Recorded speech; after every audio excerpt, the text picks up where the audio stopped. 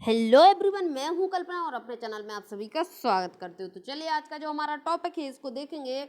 तो देखिए class 9th का भूगोल आप हम लोग देख रहे थे। क्लास 9th का भूगोल हम लोगों का चल रहा था। तो देखिए उसके 4 चैप्टर हम लोग कवर कर चुके हैं। यानी इससे पहले हमने जलवायु कवर किया था और आज हमें क्या कवर करना है। तो देखिए प्राकृतिक वनस्पति तथा वन्य प्राणी यानी प्राकृतिक वनस्पति के बारे में हम लोग देखेंगे कि प्रकृति में किस प्रकार की वनस्पतियां पाई जाती है, तो किस प्रकार से आपके वन्य प्राणी यानी वनों में जो जीव जंतु पाए जाते हैं वो किस प्रकार के पाए जाते हैं। तो चैप्टर नंबर 5 और इसके बाद आपका एक और चैप्टर है जनसंख्या का, उसको हम जल्दी से कवर कर लेंगे। तो देखिए चैप्टर आपका काफी बड़ा है, ठीक है। चैप्टर आपका 11 पेज का है, लेकिन हो सकता है आपका एक वीडियो में कवर हो जाए तो उसको कर लेंगे, अगर नहीं होता है कवर तो देख लेंगे आगे। चलिए अब स्टार्ट करते हैं चैप्टर को। और अगर आप चैनल पर नए हैं, चैनल को सब्सक्राइब नहीं किया तो सबसे पहले चैनल को सब्सक्राइब करके बगल में लगे बेल आइकन को भी प्रेस कर दीजिएगा ताकि आप तक नोटिफिकेशन पहुंचे सबसे पहले। उससे पहले मैं आपको बता दूं कि 6, 7, 8 का भी भूगोल आपका कवर हो चुका है। और ये जो आपका 6, 7, 8 का भूगोल है इसको आप छोटी क्लास का भूगोल मान के इसको मत छोड़िएगा, क्योंकि जो 6, 7, 8 का भूगोल है बहुत ही ज़्यादा इंपॉर्टेंट है। तो उसको जाके गौर करके देख लीजिएगा, पूरा सुन लीजिएगा वीडियो, इसके बाद आप क्लास 9th का देखेंगे तो अच्छा रहेगा।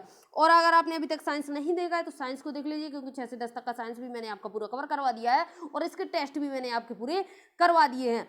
और इसके बाद मैं आपको बता दूं कि मैथ भी, मैं आपका क्लास 9 का मैथ चल रहा है, क्लास 8 का मैथ आपका पूरा कवर हो चुका है। चलिए देखते हैं आगे। अब देखेंगे आगे, क्या आपने कभी अपने स्कूल, घर तथा आसपास के मैदानों में भांति भांति के वृक्ष, झाड़ियां, घास तथा पक्षियों को देखा है? तो भाई नॉर्मल सी बात है, जब हम घर से बाहर निकलते हैं तो हम स्कूल जाते हैं, घर के बाहर निकलेंगे तो आसपास के मैदान हमें मिलेंगे। तो उधर पे क्या है, भांति भांति के आपको वृक्ष देखने को मिलेंगे, झाड़ियां देखने को मिलेंगी और घास देखने को मिलेगी और वहां पे आपको भांति भांति के पक्षी, जीव जंतु भी देखने को मिल जाएंगे। क्या वह एक ही प्रकार के है? तो बिल्कुल। क्या भाई आप लोग ये बताइए कि हम लोगों की शक्ल एक प्रकार की नहीं है, ठीक है। तो इसी प्रकार से जीव जंतु भी एक प्रकार के नहीं होते हैं, अलग अलग भांति भांति प्रकार के जीव जंतु आपको देखने को मिलेंगे, या अलग अलग तरह के हैं। तो भाई एक जैसे तो नहीं होते हैं, अलग अलग तरह के होंगे। भारत एक विशाल देश है, आपको पता है कि भारत एक विशाल देश है, ठीक है। जनसंख्या के मामले पे स्टैंड करता है सेकंड नंबर पे, फर्स्ट पे चाइना है। और आपका जो है एरिया के मामले में 7th नंबर पे स्टैंड करता है भारत। आगे देखिए, अतः इसमें आप अनेक प्रकार की जैव रूपों की कल्पना कर सकते हैं। यानी अब देखिए विशाल देश है, बड़ी जगह है तो क्या है, आप एक बात बताइए, मिश्रित फैमिली है अच्छी, ठीक है, संयुक्त फैमिली एक साथ रह रही है, उसमें बहुत सारे लोग रह रहे हैं, मान लीजिए 15 लोग रह रहे हैं, तो इधर पे आपको 15 लोग रह रहे हैं तो इधर पे आपको भांति भांति स्वभाव के लोग देखने को मिलेंगे। तो वही चीज है कि एक विशाल देश है भारत। अब जब विशाल देश है, बड़ा आकार का देश है, तो इसमें क्या है, आपका अनेक प्रकार के जीव जंतु इसको देखने को मिलेंगे। यानी आपको बायोडाइवर्सिटी भी अलग अलग प्रकार की मिलेगी, जैव विविधता अलग अलग प्रकार की मिलेगी। तो वही चीज बता रहा है, हमारा देश भारत विश्व के मुख्य 12 जैव विविधता वाले देशों में से एक है। जो हमारा भारत देश है, यहाँ की जो आपकी जैव विविधता है, यानी जो यहाँ की बायोडाइवर्सिटी है बहुत अच्छी है, यानी बहुत बहुत ही विविधता पाई जाती है। तो ऐसे विश्व के जो 12 देश हैं उनमें ही भारत हमारा आता है कि जहाँ पे बायोडाइवर्सिटी आपकी बहुत ज़्यादा पाई जाती है।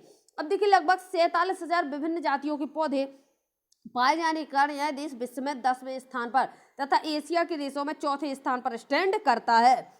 तो इधर पे देखिए आप लोग समझिए कि यहाँ पे देखिए कितनी प्रजातियों की खोज कर ली गई है। तो कितनी है आपकी सॉरी, देखिए 47,000 जो है आपकी विभिन्न जातियां पाई गई, किस चीज की, पौधों की, ठीक है।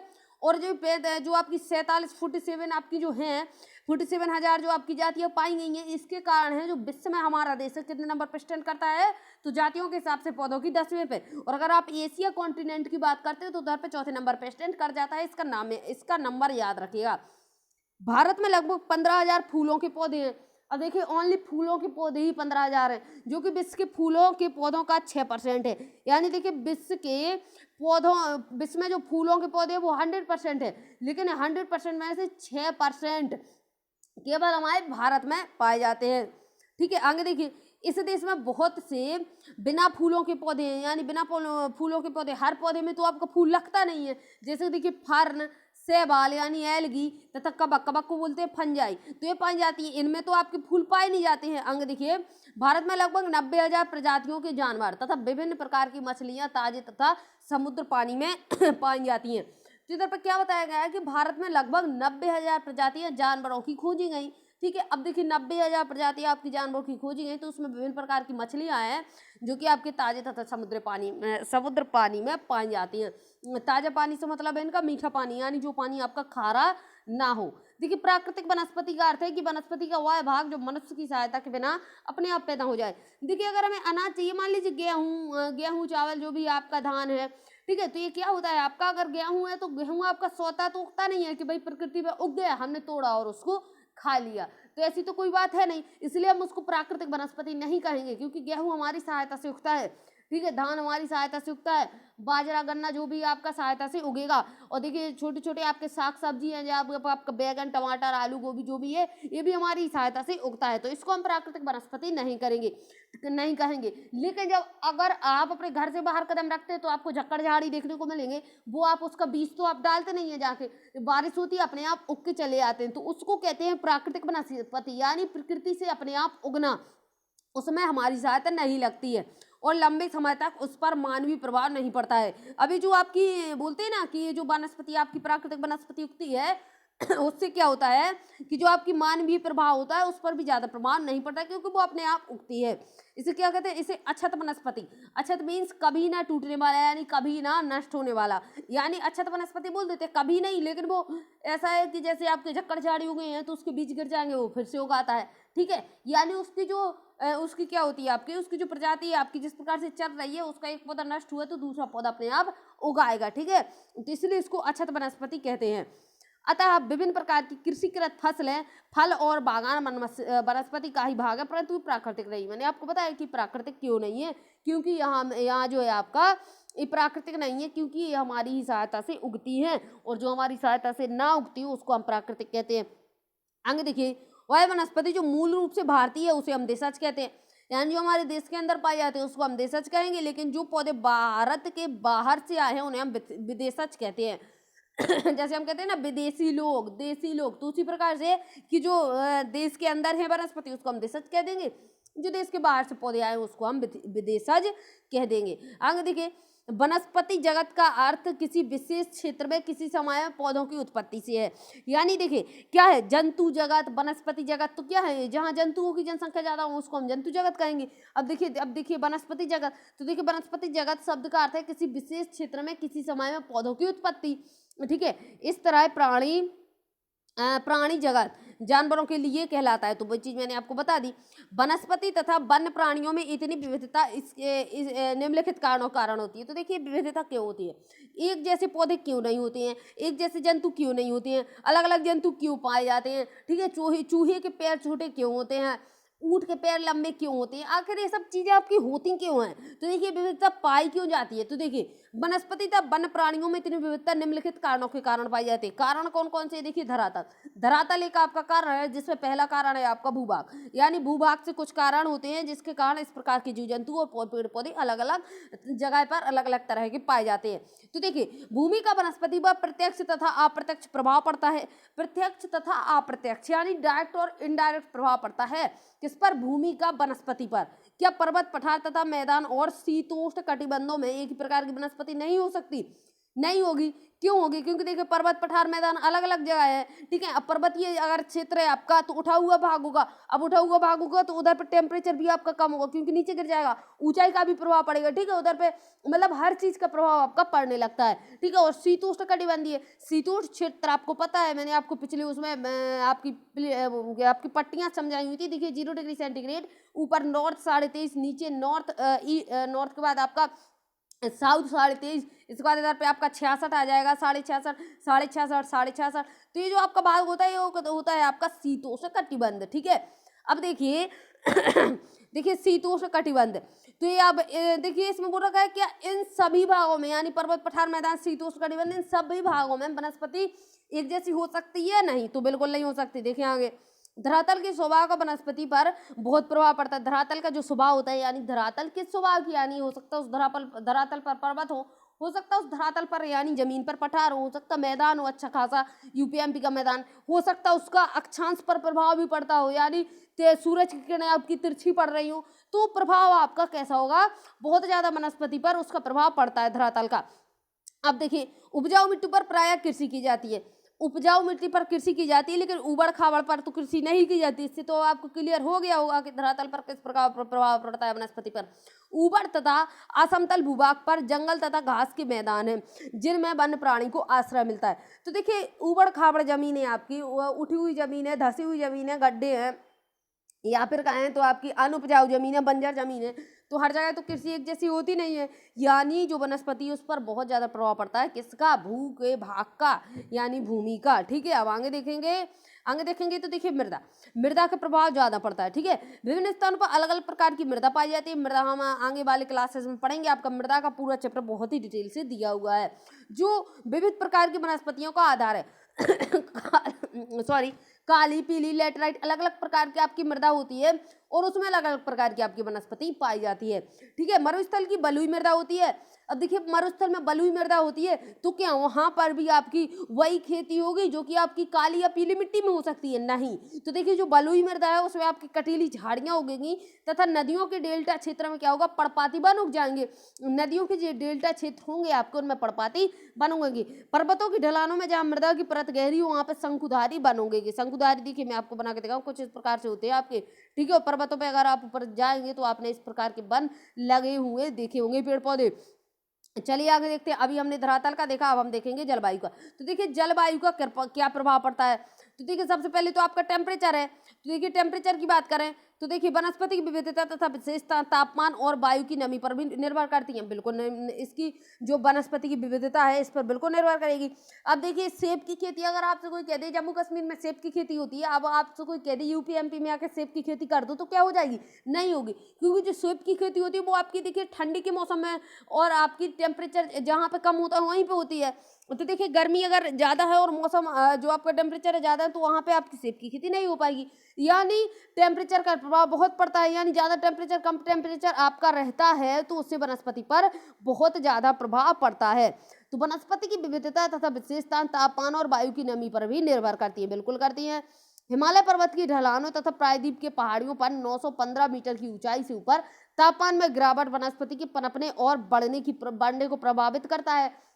देखिए, इसमें क्या बता रखा है कि जो हिमालय की ढलानें हैं, अब जब हिमालय की ढलानों को अगर हम देखते हैं तो उसकी जो पहाड़ियाँ उस पर 915 मीटर की ऊंचाई से ऊपर अगर हम जाते हैं तो उधर पर टेम्परेचर जो है आपका तापमान गिरने लगता है। और जब टेम्परेचर नीचे गिरेगा तो वनस्पति के पनपने और बढ़ने को प्रभावित कर देगा। यानी ऐसी वनस्पति जो टेम्परेचर पर नहीं बढ़ पाती, ऐसी वनस्पति जो कम टेम्परेचर पर बढ़ नहीं पाती और उधर पर उसको लगा दिया 915 मीटर की ऊंचाई से ऊपर, यानी 1000 मीटर की ऊंचाई पर उसको लगा दिया, तो क्या वो पनपेगी? बिल्कुल नहीं पनपेगी। और उसे उष्णकटिबंधीय से उपोष्ण, शीतोष्ण तथा अल्पाइन वनस्पतियों में परिवर्तित करती है। क्या बोल रखा है? और उसे उष्णकटिबंधीय, उष्णकटिबंध क्षेत्र आपको पता है 0 डिग्री खींचेंगे आप, 23.5 ऊपर कर देंगे, 23.5 नीचे, और जो बीच का क्षेत्र होगा आपका वो आपका उष्णकटिबंधीय होता है। देखिए, ये वाला जो आपका क्षेत्र होता है बीच का, ये आपका उष्णकटिबंधीय क्षेत्र होता है। तो देखिए, उसे उष्णकटिबंधीय से उपोष्ण और शीतोष्ण तथा अल्पाइन वनस्पतियों परिवर्तित करती है। चलिए आगे देखते हैं। अभी टेम्परेचर हमने देख लिया। अब हम देखेंगे सूर्य का प्रकाश। देखिए, सूर्य का प्रकाश जो आपका है खेती या फिर वनस्पति में बहुत ज्यादा रोल निभाता है। देखिए, क्या है सूर्य का प्रकाश? किसी भी स्थान पर सूर्य के प्रकाश का समय, किसी भी स्थान पर सूर्य के प्रकाश का समय उस स्थान के अक्षांश, समुद्र तल से ऊंचाई एवं ऋतु पर निर्भर करता है। प्रकाश अधिक समय तक मिलने के कारण वृक्ष गर्मी की ऋतु में जल्दी बढ़ते हैं। अब देखिए, क्या होता है कि जो आपका इस प्रकार का पृथ्वी है, ठीक है, और ये आपका ये सूर्य है, ठीक है। अब ये आपका सूर्य हो गया, चलिए इसका कलर चेंज कर लेते हैं, ब्लू कर लेते हैं इसका। अब जब सूर्य की किरणें जब इस प्रकार से पड़ेंगी तो देखिए, यहाँ तो सीधी पड़ेंगी, लेकिन यहाँ से इस साइड जाते जाते अक्षांश जैसे जैसे ऊपर अक्षांश होंगे तिरछी पड़ने लगेंगी। अब जब तिरछी किरणें पड़ेंगी सूर्य की, तो ज्यादा अक्षांश पर जाने पर आपको क्या महसूस होगा कि यहाँ पे सूर्य की किरणें तिरछी पड़े, यानी सूर्य का प्रकाश कम आ रहा है। अब जब सूर्य का प्रकाश कम आएगा तो देखिए, अगर सूर्य का प्रकाश नहीं तो प्रकाश संश्लेषण की क्रिया नहीं हो पाएगी। अब जब प्रकाश संश्लेषण की क्रिया नहीं होगी तो क्या जो पौधे हैं आपके वो बढ़ पाएंगे? नहीं बढ़ पाएंगे। तो यही कारण होता है आपका। देखिए, किसी भी स्थान पर सूर्य के प्रकाश का समय उस स्थान के अक्षांश, समुद्र तल से ऊंचाई और ऋतु पर निर्भर करता है। ठीक है, समुद्र तल से ऊंचाई पर भी निर्भर करता है और ऋतु पर भी निर्भर करता है। प्रकाश अधिक समय तक मिलने के कारण वृक्ष गर्मी की ऋतु में जल्दी बढ़ते हैं। अब देखिए, इधर पे क्या होता है कि जो वृक्ष होते हैं आपके गर्मी की ऋतु में जल्दी बढ़ते हैं, क्योंकि इन्हें क्या होता है, सूर्य का प्रकाश अच्छा मिलता है, प्रकाश संश्लेषण अच्छे से कर लेते हैं, तो जल्दी जल्दी बढ़ते हैं। अब देखिए आगे क्या है, और देख लीजिए वर्षण। भारत में लगभग सारी वर्षा सारी वर्षा आगे बढ़ते हुए दक्षिण पश्चिमी मानसून यानी जून से सितंबर तक एवं पीछे हटते उत्तर पूर्वी मानसून से होती है। ठीक है, यानी जो मानसून आता है तब बरसात होती है, जब मानसून पीछे लौट के जाता है तब बरसात होती है। अधिक वर्षा वाले क्षेत्रों में कम वर्षा वाले क्षेत्रों की अपेक्षा सघन वन पाए जाते हैं। तो अब इस चीज को समझिए, इस वाले कंसेप्ट को आप लोग गौर से ध्यान देखिए। इसमें क्या बताया गया है कि जो है आपका अधिक वर्षा वाले क्षेत्रों में कम वर्षा वाले क्षेत्रों की अपेक्षा सघन वन पाए जाते हैं। यानी जहाँ पे आपकी बरसात कम होती है वहाँ पे सघन वन पाए जाते हैं। सघन वन पाए जाते हैं। कहाँ पे पाए जाते हैं? आपकी अधिक वर्षा वाले क्षेत्रों में पाए जाते हैं। क्यों पाए जाते हैं? देखिए अधिक वर्षा कहाँ पे होगी, देखिए मैं आपको बता दूं कि जो है आपका इस प्रकार से देखिए, अगर सूर्य की किरणें इधर पे जहाँ पे सीधी पड़ेंगी वहां पे क्या होती है? अधिक वर्षा होती है। अब आप कहेंगे कैसे? क्योंकि देखिए जहाँ पे सूर्य की किरणें ज्यादा पड़ेंगी वहीं पे बाष्पीकरण ज्यादा होगा, बाष्पीकरण ज्यादा होगी तो उसमें आर्द्रता ज्यादा होगी। अब आर्द्रता वायु में ज्यादा होगी तो क्या होगा? बरसात भी उधर पे ज्यादा होगी, और जब बरसात ज्यादा होगी तो वन सघन ज्यादा होंगे। तो ठीक है, ये चीज आपकी एक दूसरे से जुड़ी हुई रहती है। देखिए पश्चिमी घाट की पश्चिमी ढलानों पर पूर्वी ढलानों की अपेक्षा अधिक सघन वनस्पति क्यों पाई जाती है? तो यही कारण है आपका, बरसात का कारण है। ठीक है, आगे देखिए, क्या आपने कभी सोचा है कि क्या आपने कभी सोचा है कि वन मनुष्य के लिए क्यों आवश्यक है? तो देखिए वन, ठीक है, एक अपने आप में ही बड़ा अच्छा शब्द है वन। ठीक है, अब आपसे कोई बोले वन आपके लिए क्यों आवश्यक है, तो अगर आपने कक्षा 6 से चीज़ों को पढ़ा है तो आप इसके हजार कारण बता देंगे। हमें ईंधन मिलता है, उधर पे जीव जंतुओं का आश्रय रहता है, हमें जड़ी बूटियाँ मिलती हैं, और हमें क्या क्या क्या मिलता है? हमें खाद्य पदार्थ मिलते हैं। यानी आप इतनी सारी चीज़ें, और देखिए अगर जो हम पढ़ाई लिखाई के लिए पेज पन्ने यूज करते हैं वो भी आपको वन से ही मिलते हैं, क्योंकि देखिए इसके हरे पौधों से ही पेज पन्ने आपके बनाए जाते हैं। तो अगर वन आपसे कोई पूछे क्यों आवश्यक है, तो बहुत सारी चीजों में आपके वन आवश्यक है। ठीक है, अब देखिए वन नवीनीकरण योग्य संसाधन है। कैसा संसाधन है? नवीनीकरण है। याद रखिएगा, एग्जाम में पूछा जाता है कि वन नवीनीकरण है या अनवीनीकरण, तो याद रखिएगा नवीनीकरण। और वातावरण की गुणवत्ता बनाने में मुख्य भूमिका निभाता है। अब देखिए वातावरण क्या है? वातावरण देखिए क्या होता है कि जैसे हम लोग कार्बन डाइऑक्साइड छोड़ते हैं, आपको पता है। ठीक है, हम लोगों ने क्या किया? CO2 निकाला। तो ये जो वन होते हैं यानी वन में जो वृक्ष होते हैं वही तो CO2 प्रवेश कर जाते हैं। अगर उनमें CO2 प्रवेश नहीं करती है तो क्या होगा? टेम्परेचर आपका ऊपर की साइड हो जाएगा। अब जब टेम्परेचर बहुत ज्यादा बढ़ेगा बढ़ेगा बढ़ेगा, क्योंकि CO2 आपकी टेम्परेचर बढ़ा देगी। अब जब टेम्परेचर बढ़ेगा तो ग्लेशियर पिघलना स्टार्ट होंगे, ग्लेशियर पिघलना स्टार्ट होंगे तो भाई क्या होगा? समुद्र में जो आपका स्थल है वो डूबना स्टार्ट हो जाएगा, यानी बाढ़ की स्थिति बना देगा। तो वन आपके इस प्रकार से भी बहुत उपयोगी है आपके लिए। और ये क्या करते हैं? वातावरण की गुणवत्ता को बनाए रखते हैं। यानी हमने CO2 बाहर निकाला, वृक्षों ने लिया, वृक्ष ने O2 बाहर किया, और हमने O2 लिया, यानी अपना वातावरण बना के रखते हैं हम लोगों का। आगे देखिए क्या है? ये स्थानीय जलवायु, मृदा अपरदन तथा नदियों की धारा नियंत्रित करते हैं। स्थानीय जलवायु यानी वहाँ की जलवायु को नियंत्रित करते हैं। जैसे मैंने आपको बताया CO2 O2 के बारे में, तो देखिए जहाँ पे अगर आपके वृक्ष नहीं है तो क्या होता है? वहाँ का जो टेम्परेचर है बहुत ज़्यादा हो जाता है। मृदा अपरदन यानी मृदा का कटाव, इस चीज़ को आप लोग समझ लीजिए। लोग बागों को क्या लगता है कि अगर वृक्ष लगे हैं तो मृदा का कटाव होता है, बल्कि ऐसी बात नहीं है। कि जो जड़ें होती हैं आपकी, जड़ें जो होती हैं आपकी, जड़ें क्या करती हैं? मृदा को एकदम बांध के रखते हैं और पानी को सोख लेती हैं। यानी अगर इधर से आप पानी बहेगा तो क्या करेंगी? इधर मिट्टी को कटने नहीं देंगी। ये जड़ें क्या करती हैं? इसको बांध के रखती हैं। तो वही चीज बता रहा है, मृदा अपरदन को रोकती हैं, यानी मृदा को ज्यादा उसमें कटने फटने नहीं देती हैं। ठीक है, और नदियों की धारा नियंत्रित करती हैं। तो क्या बता रखा है कि ये क्या करती है? नदियों की धारा को नियंत्रित करती हैं। चलिए आगे देखते हैं, और क्या है आपका इधर पे, और आपका तो देखिए नदियों की धारा को नियंत्रित करती हैं। नदियों की धारा, अब देखिए नदियों की धारा इस प्रकार से बह के आ रही है। ठीक है, अब क्या होगी कि भूमि का तो कटाव करके चली जाती है। ठीक है, अब भूमि का कटाव कर रही है, और अगर वृक्ष अगर आपके नहीं लगे तो बहुत ज्यादा बाढ़ आड़ की स्थिति बना देगी। चलिए आगे देखते हैं। ये बहुत सारे उद्योगों के आधार है। बहुत सारे उद्योग यानी वन जो है आपके, बहुत सारे उद्योग यानी आपकी जो इंडस्ट्री लगी हुई है वनों के कारण ही चलती है। क्योंकि देखिए वन को काट काट के ले आया, वन नहीं उधर पेड़ पौधे काट काट के ले आए जाते हैं आपके, और उससे इनका सारा कुछ काम होता है तथा कई समुदायों को जीविका प्रदान करता है। समुदाय जैसे आपके क्या है कि जो आपका चिपको आंदोलन, आपने अगर हिस्ट्री पढ़ी हो तो उसमें चला था। चिपको आंदोलन का आपका मतलब था कि लोगों के वन वहाँ पे जो आसपास के वहाँ के लोग रहते थे, ठीक है, जनजाति जो वहाँ की रहती थी, तो कुछ लोगों ने क्या बोला कि इस वन को साफ कर दिया जाए। तो लोगों ने क्या किया था कि आके अपने पेड़ पौधों से चिपक गए थे, बोले अब इसको काटो, अगर आपकी हिम्मत है तो इसको काट दो। ठीक है, तो उस आंदोलन को बोला गया था चिपकू आंदोलन, यानी पेड़ पौधों से जाकर लोग वक्त चिपक गए थे। ठीक है, तो देखिए उन लोगों की क्या थी कि जो आसपास के वहाँ के लोग रहते थे उनकी वो जीविका थी, यानी कुछ चीजें उनको वहाँ पे मिलती थी खाने को, या फिर वो कुछ उधर से बिजनेस करते थे, यानी छोटा मोटा उसको बाहर जाके बेचते थे तो उनको थोड़ा बहुत पैसा मिलता था, यानी उन लोगों की जीविका। ठीक है, आगे देखिए, ये मनोरम है, ये मनोरम प्राकृतिक दृश्यों के कारण पर्यटकों को भी आकर्षित करते हैं, यानी देखने में बहुत सुंदर लगते हैं। अब जब देखने में सुंदर लगेंगे तो बाहर के लोग जो आएंगे तो इनको उनको आकर्षित करते हैं। ठीक है, ये पवन तथा टेम्परेचर को नियंत्रित करते हैं। अब देख अब पवन और टेम्परेचर को किस प्रकार से नियंत्रित करते हैं, वही है जो मैंने आपको बताया, CO2 को ले लेते हैं और O2 को बाहर निकाल देते हैं, और पवन को इस प्रकार से नियंत्रित करते हैं। ठीक है, पवन चलती है तो उसको भी नियंत्रित कर लेते हैं, और वर्षा लाने में भी सहायता करते हैं। वर्षा लाने में इस प्रकार से सहायता करते हैं कि जो जड़ों से जो पानी जाता है, अगर इस प्रकार से मैं पेड़ पौधा बना दूं तो देखिए क्या होता है, जड़ों से जो पानी जाता है ऊपर की साइड जाएगा और पत्तियों के द्वारा इसका रंध्रों से बाष्पोत्सर्जन हो जाएगा, यानी बाष्पोत्सर्जन यानी बाष्प के रूप में चला जाएगा। अब देखिए वहाँ पे नमी आएगी। ठीक है, हवा में नमी आएगी तो फिर बरसात होगी। ठीक है, तो वही चीज बता रहा है, क्या बता रखा है इसने कि वर्षा लाने में भी सहायता करता है। इसमें मृदा को जीवाश्म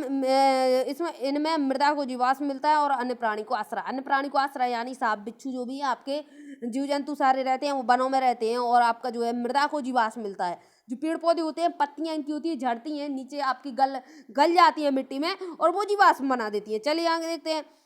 भारतीय प्राकृतिक वनस्पति में कई कारणों से बहुत बदलाव आया है। क्या हुआ है कि जो हमारी भारतीय प्राकृतिक वनस्पति यानी जो अपने आप उग रही थी उसमें बहुत बदलाव आया है। जैसे ही कृषि के लिए अधिक क्षेत्र की मांग अब क्या हुआ कि कृषि के लिए अधिक क्षेत्र की मांग करी गई।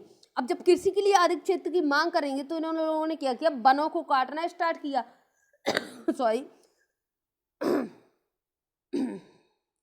सॉरी थोड़ी खांसी आ रही है, आप लोगों का डिस्टर्ब हो रहा होगा, लेकिन फिर कोई नहीं, चलिए आगे देखते हैं।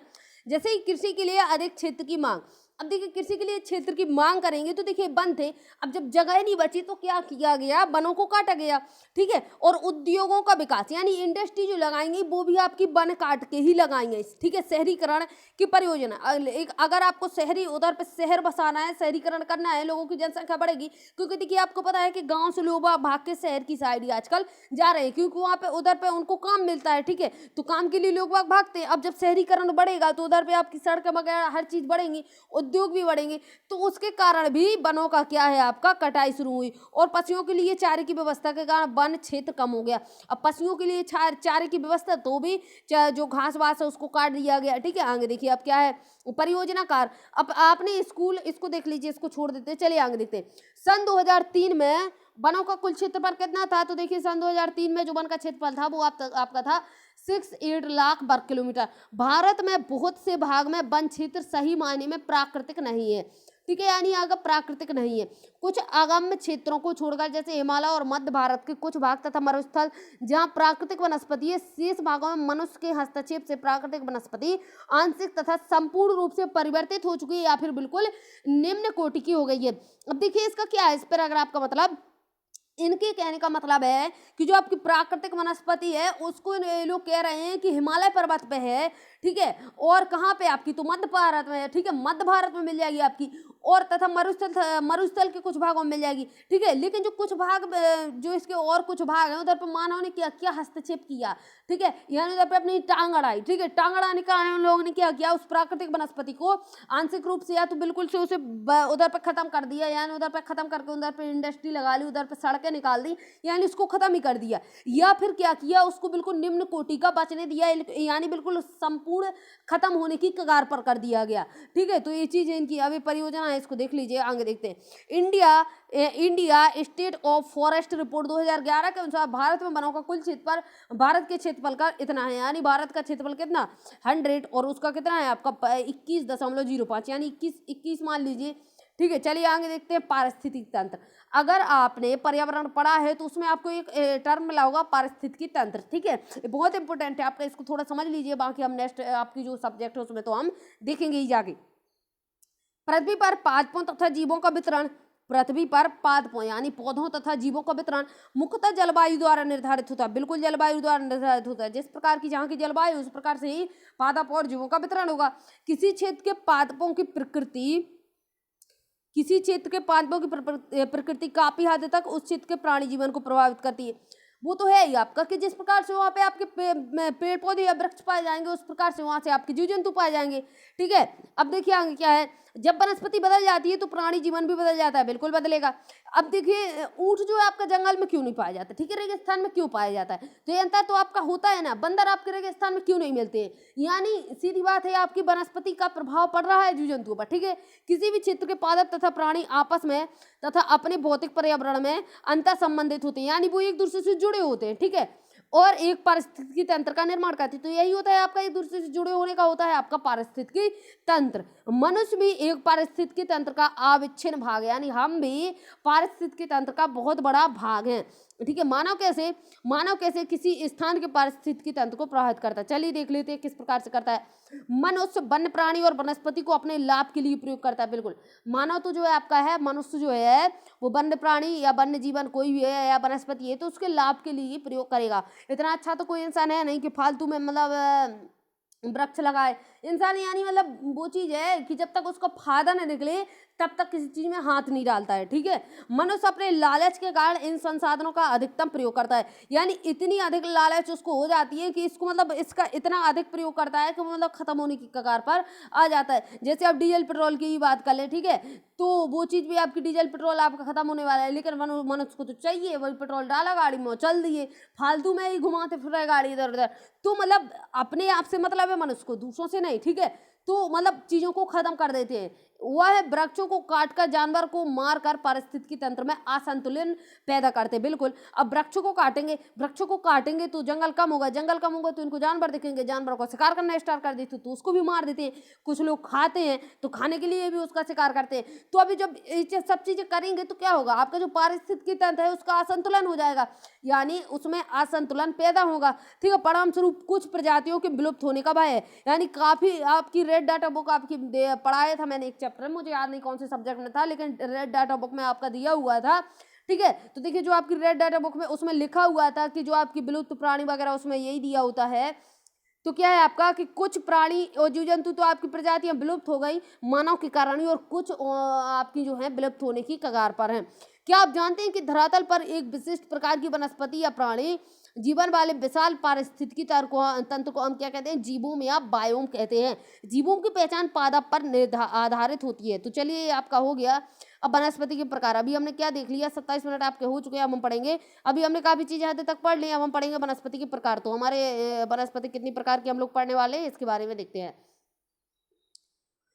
आगे कि हमारे देश में जो है आपकी कई प्रकार की वनस्पतियां पाई जाती है। तो चलिए इसको देखते हैं कि किस प्रकार की पाई जाती है। तो देखिए इसमें आपकी 5 भागों में बांटी हुई है, 5 प्रकार की वनस्पतियों के बारे में हमें इधर पे बताया गया है। पहली तो है आपकी उष्णकटिबंधीय सदाबहार वन, यानी एक आप चीज देखिए कि आपकी हर जगह आपका उष्णकटिबंधीय के बारे में बात किया हुआ है। तो इसको देखिए उष्णकटिबंधीय सदाबहार वन, यानी उष्णकटिबंधीय क्षेत्र के सदाबहार वन, यानी सदाबहार यानी 12 मास होने वाले। ठीक है, उष्णकटिबंधीय क्षेत्र के पर्णपाती वन, यानी जिनकी पत्तियां झड़ जाती हैं। उष्णकटिबंधीय कटीले तथा वन झाड़ियां, यानी उष्णकटिबंधीय क्षेत्र के कटीले वन और क्या है इनकी झाड़ियां, और आपका पर्वतीय वन यानी आपका हिमालय के वन हो जाएगा, और मैंग्रोव वन आपके सुंदर वन के पास के वन हो जाएंगे। चलिए देखते हैं आगे। तो ये चित्र दिया हुआ है आपका उष्णकटिबंधीय सदाबहार वन का। चलिए अब इसको छोड़ के इस मैप को देख लीजिए आप 1 मिनट के लिए। इसमें देखिए इधर पे आप लोग गौर करेंगे तो उधर पे बताया गया है जो डार्क ग्रीन है आपका उष्णकटिबंधीय सदाबहार वन, यानी सदाबहार वन वो होते हैं बिल्कुल सदा हरे भरे रहने वाले, यानी इसमें मतलब इन वन में इतना होता है कि सूर्य का प्रकाश धरती तक इनमें पहुंच ही नहीं पाता, क्योंकि इनके जो वितान होते हैं बहुत चौड़े होते हैं। यानी कुछ वृक्ष आपके इस प्रकार से रहेंगे तो वृक्ष का जो ऊपर का वितान होता है इसके कारण क्या होता है सूर्य की किरणें नीचे तक पहुंच ही नहीं पाती हैं। तो देखिए कहाँ कहाँ पाई जाती हैं, वहाँ पाए जाएंगे जहाँ ज्यादा बरसात होती है। तो हमारे इस साइड भी ज्यादा बरसात होती है, केरल की साइड भी ज्यादा बरसात होती है, तो यहाँ पे आपके क्या पाए जाते हैं, सदाबहार वन पाए जाते हैं। दूसरे यानी कम ग्रीन आपका जो है यहाँ पे बताया गया पर्णपाती वन, यानी पर्णपाती यानी पत्तियों मौसम के अनुसार पत्तियां झाड़ देते। तो ये जो आपका पूरा क्षेत्र है इतना सारा, ये क्या है आपका पर्णपाती वन का क्षेत्र है, बहुत सारा क्षेत्र है। आगे देखिए पर्वतीय वन आपको कहाँ मिलेंगे, पर्वत पे मिलेंगे तो नॉर्मल बात है, हिमालय पर्वत पर आपको इस साइड जम्मू कश्मीर और इस साइड आपका अरुणाचल प्रदेश सिक्किम असम, ठीक है, तो आपका इधर पे असम में मिल जाएंगे। ठीक है, और इधर पे देखिए और क्या है आपका मैंग्रोव वनस्पति आपको कहाँ मिलेंगी, ये देखिए किनारों पे मिलती है। ठीक है, डेल्टा क्षेत्र में मिलती हैं। बना जो आपका सदा क्या है आपका सुंदरवन, सुंदरवन का डेल्टा, वहाँ पे आपको मैंग्रोव मिलेगा। ठीक है, अब देखिए और क्या आपका उष्णकटिबंधीय कटीली वन, कटीली वन आपको राजस्थान साइड मिलेंगे, तो देखिए यहाँ पे मिल जाएंगे आपको राजस्थान साइड भी मिल जाएंगे। चलिए आगे देखते हैं, अब इसको एक एक करके इसके बारे में पढ़ेंगे। अब देखिए उष्णकटिबंधीय वर्षावन, तो उष्णकटिबंधीय वर्षावन के बारे में देख लेते हैं।